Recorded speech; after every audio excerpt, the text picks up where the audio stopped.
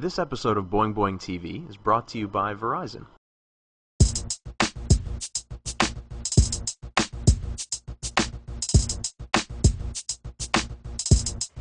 Well, hello there. It's Cory here, and I'm in my hotel room here in Seattle. I've been here for a couple of days now. It's Monday morning at about 7 a.m., and I've been up since about 4 a.m., so if I'm a little groggy, you know why. But, yeah, I've been here for a couple of days now and having a good time. I did a whole ton of Little Brother-related events on Saturday and Sunday. Basically got off the plane, went straight to a bookstore signing, and then yesterday I did a library signing, and I just had amazing crowds for both. It was just, like, better than I ever dreamed. And the hotel room's nice. It's your basic kind of boutique-y, Plimpton-style hotel. The one thing that I've never seen in a hotel here is some of the stuff in the main bar. I gotta show you this. So this is canned oxygen, designer canned oxygen. I haven't actually tried it. I think there's enough air in the room as it is, but it has health benefits, apparently. You can press the trigger and inhale it through your mouth. And then this is the first aid kit. Hang on. This is the intimacy kit. It's pretty much what you think it is. It's 2 condoms, some lube, and some obstetrical towelettes, which I think we used to call those jizz rags. Ugh. Anyway, it's nice. It's a full-service hotel, I suppose, and the bathrobes have leopard spots on, which is very Edith Prickly. But no, I'm having a great time, except for the total lack of sleep on this tour, which, is more or less what I expected. I'll sleep when I'm dead, right? And like I say, the book's doing really well. It hit the New York Times bestseller list and the Book Sense bestseller list this week. We've sold out both of the signings I've done in Seattle. I'm doing 2 more before I go, and I sort of hope that the same thing will happen there too.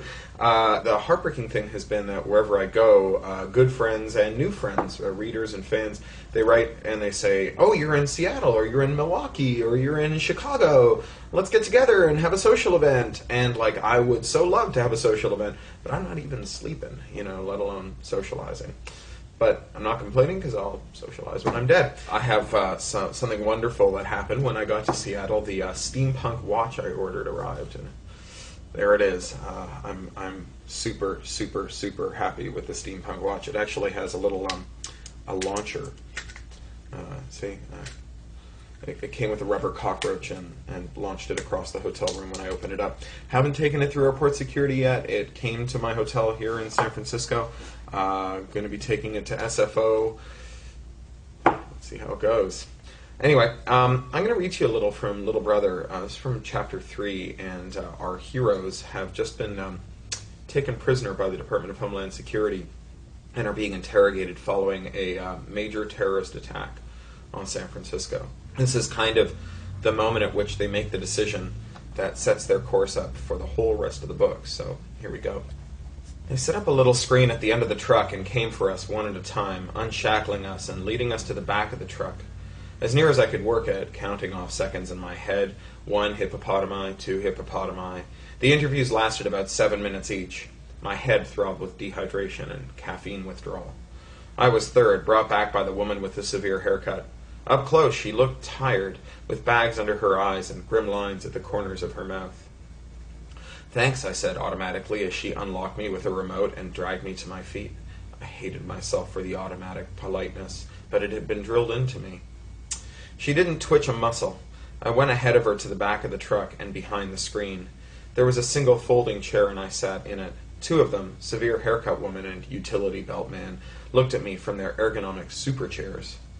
They had a little table with them and with the contents of my wallet and backpack spread out on it. "Hello, Marcus," severe haircut woman said. "We have some questions for you." "Am I under arrest?" I asked. This wasn't an idle question. If you're not under arrest, there are limits to what the cops can and can't do to you. For starters, they can't hold you forever without arresting you, giving you a phone call, and letting you talk to your lawyer. And who, boy, was I ever going to talk to my lawyer? "What's this for?" she said, holding up my phone. The screen was showing an error message, and if you kept the error message you got if you kept trying to get into its data without giving it the right password. It was a bit of a rude message, an animated hand giving a certain universally recognized gesture, because I like to customize my gear. "Am I under arrest?" I repeated. They can't make you answer any questions if you're not under arrest. And when you ask if you're under arrest, they have to answer you. It's the rules. "You are being detained by the Department of Homeland Security," the woman snapped. "Am I under arrest?"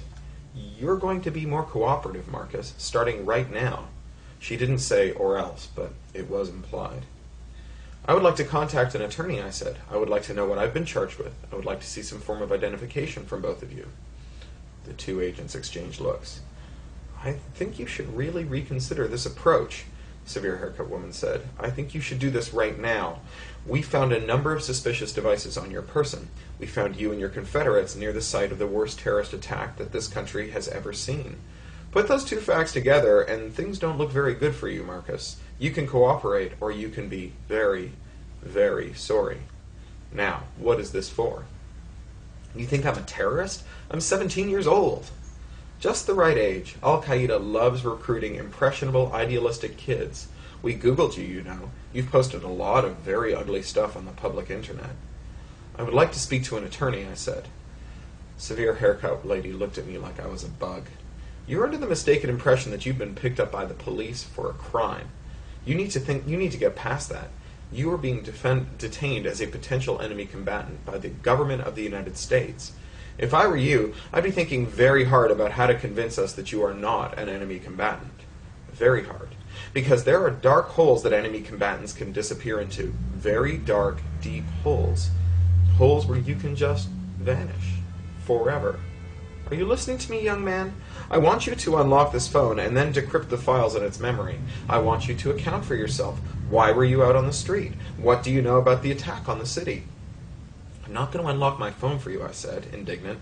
My phone's memory had all kinds of private stuff in it. Photos, emails, little hacks and mods I'd installed. That's private stuff. "What have you got to hide?"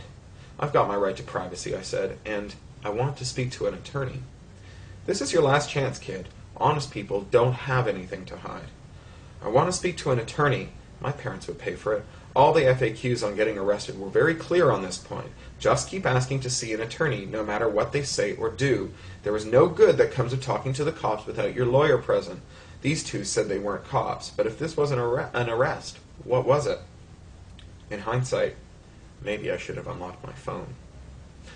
So that's the reading. I gotta go get downstairs, meet the media escort, head off to the schools. You know, there are schools in this city that start their classes at 7:15 in the morning, and I'm in the morning period. Anyway, I hope you're going to have a great day. It's been wonderful weather here in Seattle, and it looks like it's going to be a good one again today. This is Cory Doctorow signing off from a hotel room with my canned air and my intimacy kit and my first aid pack and my steampunk watch and my sleep deprivation. Talk to you later. Hi, I'm Michael Bay, and I demand things to be awesome. Awesome pussycat. Awesome barbecue. Awesome pool. That's why I'm getting Verizon Files. With the awesomest upload and download speeds. Yes, sir. Blows cable away. This is Fios. This is big.